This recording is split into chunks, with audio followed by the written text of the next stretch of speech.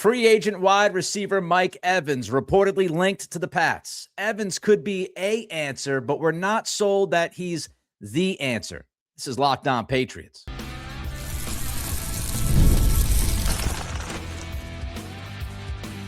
You are Locked On Patriots, your daily New England Patriots podcast. Part of the Locked On Podcast Network, your team every day. What's happening? I am your host, Nick Cattles, born and raised in New England, been covering the Pats for the past 16 years. And of course, I'm also the co-host of the Greg Bedard Patriots podcast with Nick Cattles and a sports radio veteran. Thinking of all of those in New England battling the blizzard. Insane. The pictures I see, the videos I see, absolutely nuts. We're thinking about you, but we're here to try to entertain you, inform you, and keep your mind busy and away from all of the snow. Welcome to Locked On Patriots, part of the Locked On Podcast Network, now the #1 sports podcast network, your team every day. On today's show, a certain defensive end keeps getting mocked to the Pats, and we don't mind the idea. In our second segment, Mike Evans is not the only big name being discussed for the Pats this offseason, as they are reportedly looking at a certain offensive lineman. But first, the Pats are looking for an ex-wide receiver, and Mike Evans just might be that guy. Before we get into Mike Evans, quick note, news coming out earlier on Monday afternoon about Antonio Gibson. The Patriots have released running back Antonio Gibson. That will create, depending on who you believe, all the funny money, all the different numbers, anywhere from $2 million or so to $3.14 million in cap space created by releasing Antonio Gibson. And when you look at the running back free agency market, a lot of guys are going to be out there. And it's actually a pretty deep running back free agency market. You're not looking at the tippity top of that market, of course, because you have Ramondre Stevenson, Travion Henderson. But I do think it would not be a shock if the Pats go out and sign a veteran running back to battle Terrell Jennings, Elijah Mitchell, Lan Larison for that third running back spot in the running back room. That would not surprise me. They could also draft somebody with one of those 6th-round lottery tickets we talked about on yesterday's show. They can sign a UDFA running back like they did with Lan Larison last year. So it's not that crazy. It's not that surprising that Antonio Gibson, coming off the ACL, has been released to create that cap space. And, you know, the one thing I would say is the kick return game. And I thought when Antonio Gibson went down with that injury, the kick return game was less potent for the Patriots. But now they have an offseason to try to find someone who can help them in that department. We saw enough of Efton Chisholm. He's not the answer. Maybe a little bit more Kyle Williams. We'll see. But this move makes sense financially and given the supply demand at that position and the options the Pats are likely looking at. All right, let's get to Mike Evans. The Pats need an upgrade at X receiver. We've been talking about this the past couple of weeks. We've been talking about this the last few years for this football team. And a surprising name in free agency is Mike Evans. We all know Mike Evans, Tampa Bay Bucks, prolific wide receiver. Pretty much when he's healthy, he's a guarantee to get 1,000 yards every single season. Is there interest between Evans and the Patriots? Jason La Canfora wrote about Evans on Monday at Sports Boom. He wrote, Mike Evans, a standout receiver in this year's free agent class, is carefully considering his next move as negotiations heat up. Despite interest from Tampa, Evans is exploring other options with a focus on offenses, quarterback quality, and chances to win a Super Bowl. At 33, he remains a top-tier receiver and could be a game changer for teams like the 49ers, Patriots, and Chargers. Jason La Canfora continues, Evans is interested in exploring several reasonable options according to some close to him. Those sources are adamant that Evans is closely studying the offenses, both quarterback scheme and acumen of the offensive coordinator / play caller, and prioritizing those matters along with the opportunity to win another Super Bowl. Now, it sounds like Evans has interest in New England, but does New England have interest in Evans? You know, the headline to this story is exclusive, Mike Evans expected to draw interest from 49ers, Buccaneers, Patriots, Chargers in free agency. But that's not really how the story reads. The story reads, Like Evans is the one that is interested in exploring these possibilities. It feels like Evans' agency, whoever represents him, is trying to throw this out as a feeler. It also could just be Evans trying to build up his own market to get a better deal from Tampa if he just wants to remain with the Buccaneers, who he's been with from the very beginning. So I'm not sold on this idea that the Patriots are banging down the door of Mike Evans. Now, could they be interested? Abso-freaking-lutely. It makes all the sense in the world. And from Mike Evans' point of view, it makes a lot of sense. The Pats check all the boxes. If you're looking at quarterback play, Pats have the MVP runner-up in Drake Maye. And, of course, we know Evans loves getting downfield, making big plays, and we know how good Maye was throwing the football deep for most of this season. So the quarterback obviously checks the box. The offensive coordinator / play caller, Josh McDaniels, has to check the box. He is considered one of the best offensive coordinators in football. He's been now to 10 Super Bowls. And I know we'll all remember what we saw against Seattle, and it was a tough finish in the postseason for the offense. But Josh McDaniels is Josh McDaniels. And if you asked anybody in the game, they would rank him as a top 5 OC at least. So the OC checks the box. The last time I checked, the Patriots got to the Super Bowl this year, which of course would mean that would give Mike Evans an opportunity to win another Super Bowl. So from Evans' point of view, makes sense. From the Patriots' point of view, makes sense. Evans is really a perfect fit. He's 6'5", 231 pounds, big-time catch radius, awesome at contested catches. How many times have you seen Evans go up and get it? How many times have you seen him make a catch in traffic? The dude is just swallowing contested catches on a weekly basis throughout his NFL career. He is a really good red zone threat because of how big he is, because of how he can go up and get it, fade routes, boxing guys out. That's what he can do. He's not afraid to go into the middle of the field. Again, he's not afraid to get stuck into some traffic. So when you look at catch radius, contested catches, just size and being able to utilize that size downfield. When you think about his ability to block, he embraces blocking. He can block well in the run game, which we know fits with McDaniel's offense. And Evans competes, man. As they say in hockey, compete level. Evans has a high compete level. And if you're the Pats and you're looking at your options, you're looking at maybe Alec Pierce, you're looking at maybe A.J. Brown, you're looking at maybe Romeo Doubs, you're looking at maybe Mike Evans. Evans is only going to cost you money, much like Alec Pierce, much like Romeo Doubs. It's just money. You're not having to trade picks. If you want to bring in A.J. Brown, you're dealing picks.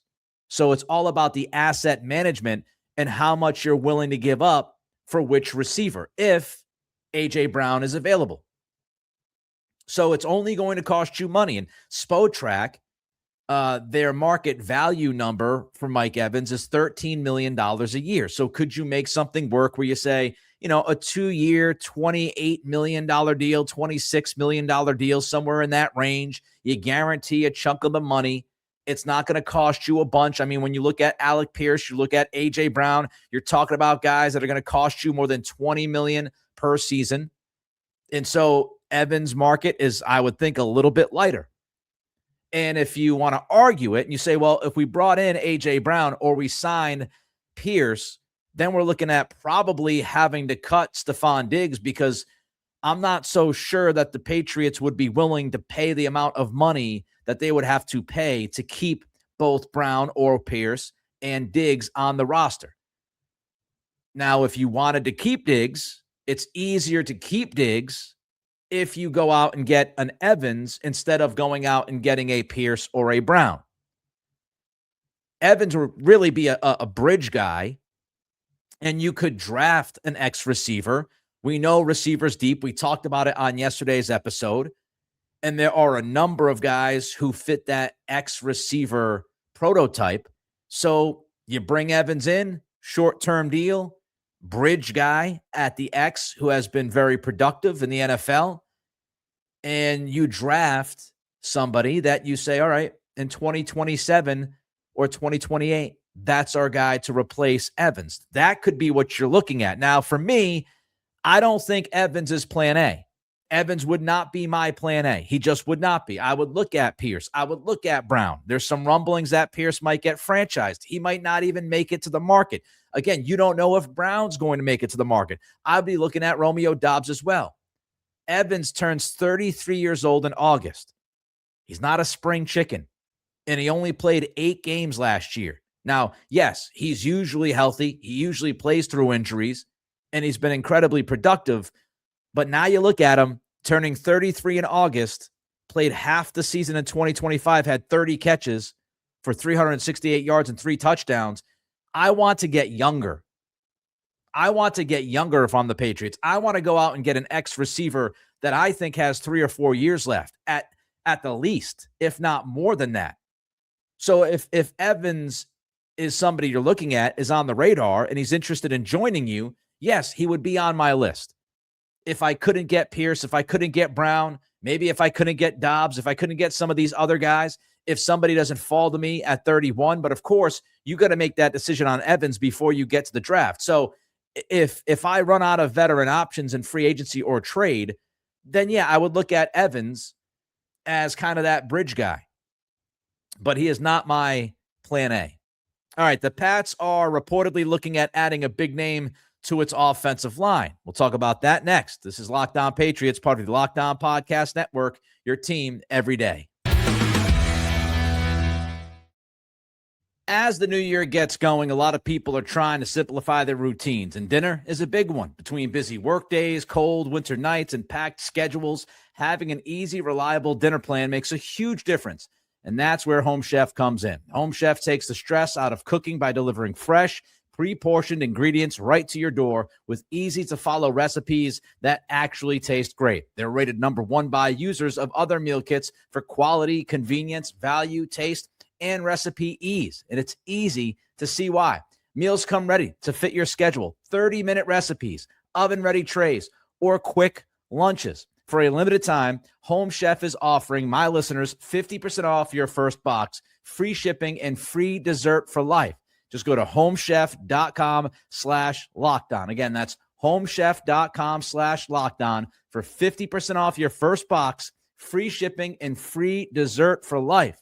You must be an active subscriber to receive free dessert.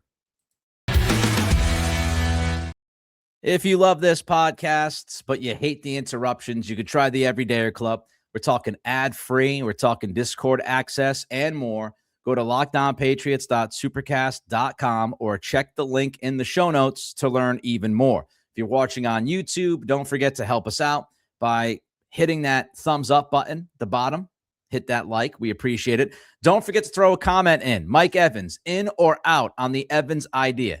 I want to know how you feel. And don't forget to subscribe to this podcast. We appreciate every single one of you. The offensive line needs to be addressed. We've discussed it since the Super Bowl. That much is obvious. And the question is, how big of a swing are the Patriots willing to take? And they might be ready to take a bigger swing than we might have expected. Again, this is Jason La Canfora. Don't know if he's been talking to a lot of people in New England or what's going on. But Jason La Canfora writes, Green Bay Packers left tackle Rasheed Walker, a coveted free agent, is expected to be among the highest paid players in the league next month, with interest from contending teams like the Chiefs and Patriots. Walker's steady play and size make him a top target this offseason. Of course, when you look at somebody like Rasheed Walker, you understand that he's been playing for the Green Bay Packers, and Eliot Wolfe has a lot of connections in Green Bay. So the background work is probably not going to be very difficult. And so maybe this is a Wolfe thing. Maybe it's in totality just a Patriots thing, but we can't overlook that connection that Wolfe has being in Green Bay for so long. We can't overlook that. That would play a role in this idea. Now, Rasheed Walker is a left tackle. He is 6'6", 324 pounds. We talk about the length. His arm length is 33 5/8 inches. His wingspan is 80.5 inches. So both of those tell you that he is longer than Will Campbell is. Again, 6'6", 324. He's not 350, 360, but still a pretty big guy. And the interesting thing about Rasheed Walker is he's entering his prime. He's only 26 years old. And you go back to 2023, he has missed 0.0 games. This is a guy for the past 3 years that has made it to every single Sunday ready to play. He has been the poster child of dependability. So 26 years old, no significant injuries in his NFL career, especially the last 3 years. He hasn't missed a single game. Now, how is he? How's he play? Pro Football Focus will tell you that he wasn't rated very high or graded very high this year. But when you look at other metrics like ESPN's pass block win rate, you see that Walker is 5th in the NFL at tackle in pass block win rate over the past 3 years. So hasn't missed a game in 3 years. And Bill Barnwell of ESPN writes that he is 5th in pass block win rate over that time. One of the best tackles in pass protection if you go by that metric. So very interesting guy. Now, it begs the question why somebody who is ranked 5th in pass block win rate the last 3 years and is only 26 years old, it makes you wonder, why is that guy walking into free agency? Why are the Packers letting him walk? We've talked about how tough it is to find legitimate tackles. It's very, very difficult. In college football, these tackles, they're not as good blocking as they used to be. Now, yes, you'll get some guys like Joe Alt who come out who is an absolute stud.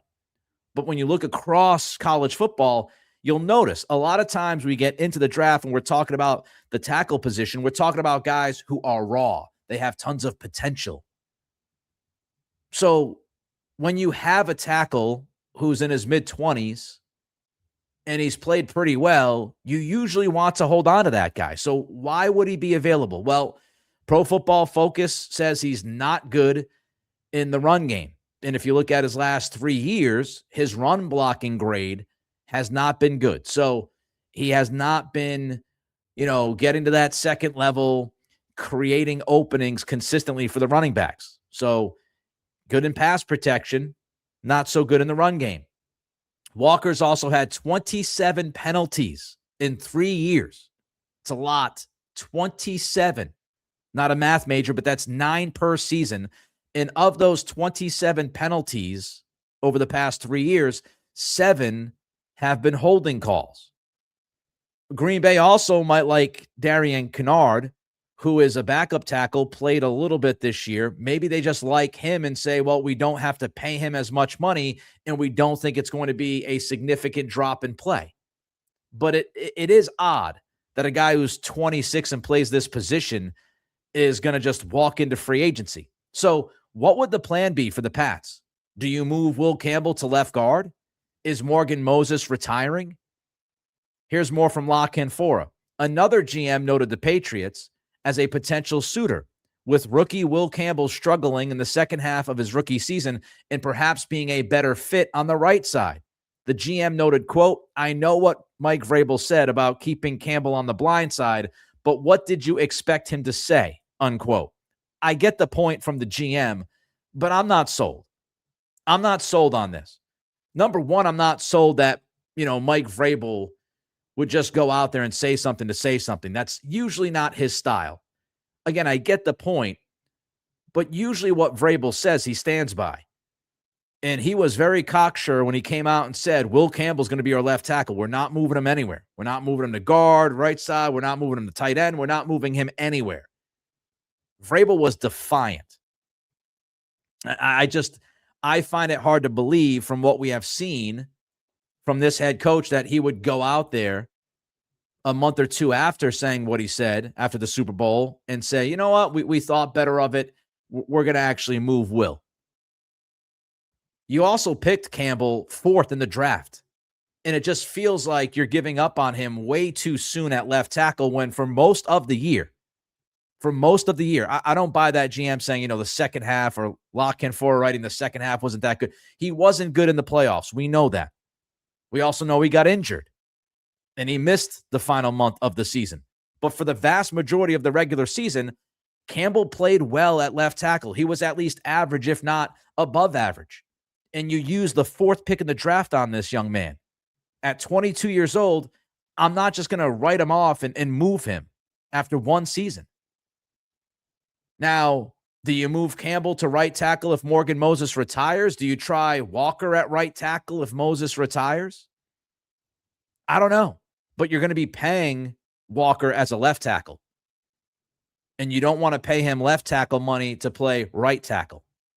I mean, I don't hate the idea on the basic foundation, on the premise. I don't hate the idea of moving, Campbell to the right side to play right tackle or playing Walker at right tackle if you think those guys can play that position, if one of those guys can play that position, if Morgan Moses is retiring. But there's a lot of ifs. And I just don't think Vrabel is going to back away from what he said post-Super Bowl. I think there are significant questions about why Walker is going to walk into free agency if he does, and what's the rest of this O-line look like, and are you just shuffling to shuffle? Are you going to have a new left tackle, a new left guard, a new center, and a new right tackle again? You're going to roll in with 4 out of 5 linemen being new in new spots again after you did it this past year? Just seems like it's a little bit too much. Not to mention the money you're going to spend on somebody like Walker when you have other obvious needs. Coming up, the pros and cons of the defensive end that is consistently being mocked to New England. This is Locked On Patriots, part of the Locked On Podcast Network, your team every day. Ever wanted to experience the NBA Finals live and in person? FanDuel is giving you the chance to turn that dream into reality with their NBA sweepstakes. Here's how it works. Use your profit boost on any NBA future, and you'll automatically be entered for a shot to win an NBA Finals trip for 2. That's right. Flights, tickets, the whole shebang-a-bang. If you're already looking at the board and thinking about which team can make a deep run, this is the perfect time to lock it in. You'll love futures this time of year, whether it's picking a team to win the championship or grab a conference title. It adds that extra layer of excitement to every game down the stretch. And now, not only can your picks cash, but it could also send you to the finals. Visit FanDuel.com to get started. Use your profit boost on an NBA future and get entered for your chance to win a trip to the NBA Finals. Man, oh man, the NBA Finals. Play your game with FanDuel, the official sports betting partner of the NBA. Don't forget to like, comment, and subscribe. So combine workouts start later this week. And as we know, with the Mike Evans stuff, the Rasheed Walker stuff, people are talking. And there's going to be a lot of talk over the next 7 days or so. And as we get ready for these combine workouts, we keep sifting through different updated rankings for these players from all of the draft pundits and insiders. We look at mock drafts. There's just mock draft after mock draft after mock draft. And multiple mock drafts that I have seen have the Patriots selecting defensive end T.J. Parker at number 31. And T.J. Parker from Clemson. Clemson, of course, disappointed in 2025. They were supposed to be one of the favorites to win the national championship. Not even close. Not only did Clemson disappoint as a team, but a number of the guys on the team disappointed, and that would include T.J. Parker. He only had like 5.5 sacks this past season in the ACC, and people expected him to be a double-digit sack guy. Now, Dane Brugler of The Athletic has Parker ranked as his 36th best prospect on the board in his top 100, so it would not be a reach. If the Patriots selected Parker at 31, it would not be seen as a reach. Now, of course, I'm talking about this in a vacuum pre-combine. We'll see how the combine might impact that. But Parker, he went to the Senior Bowl, and he had an absolutely excellent week of practice. And ESPN, Jordan Reed, Matt Miller, Field Yates, they wrote about Parker's Senior Bowl. He consistently won. He consistently won against every offensive tackle he faced while showing a repertoire of moves. So T.J. Parker, after a disappointing 2025, goes down to the Senior Bowl, takes care of business, and was one of the standouts that week. And ESPN would tell you he was the standout that week. And this is how you build momentum. If you went into 2025 with big-time expectations, you fell short of those expectations, you have to revitalize yourself in the eyes of scouts and front offices. And the way you do that is you go crush the Senior Bowl. You go crush the Combine. You go crush your pro day. And then everybody says, well, maybe it was just a down year. It was a down year for the program. It was a down year for the defense. It was a down year for Parker. But then we saw what he did at the Senior Bowl. We saw what he did at the Combine. We saw what he did at his pro day. And we believe that there is that untapped potential. That's what he has to do. The size fits the bill. He is a legitimate, bona fide 4-3 defensive end. We've talked about this. We'll continue to bring this up to remind you, when you look at the edge of a Mike Vrabel defense, he likes the guys to be, 250, 255, maybe a little bit bigger. And TJ Parker's 6'3", 265. So Harold Landry's like 6'2" and 250 and change. So 6'3", 265. He fits the frame. His arm length, again, 33 1/4 inches if you're into that thing. And at the Senior Bowl, one of the most important aspects of his week of practice was the fact that he showed a little bit more juice. People question his burst. They question whether or not he has the athleticism to get upfield quickly at the NFL level. Well, during Senior Bowl week, he showed a little bit more explosivity. He showed a little bit more juice getting upfield. And if he does that at the Combine, he does that at his pro day, then again, scouts will look at him and say, he didn't always show the burst, but hey, maybe he's got more in the bag than we thought. Another thing about Parker is he is a very good, if not elite, run defender, which tells you he could be a full-time guy on the edge. He sets the edge very well. He sheds blocks very well, and he attacks runners. Now, he's not the fastest guy. He's not going to play a lot of catch-up from behind, but he is an elite run defender. If you want somebody on that defensive line that could give you a pass rush and be good against the run, Parker was that guy at Clemson. He also has high character, according to everything that I've read.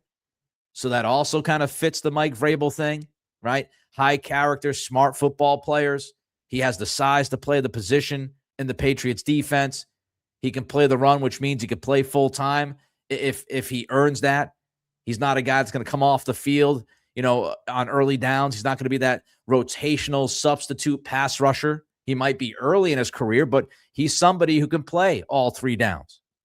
And he's got that high character. And Clint McMillan, defensive line coach for the Patriots, he has shown what he can do. And Mike Smith, outside linebackers coach, pass rush specialist, I have a lot of trust in those two coaches.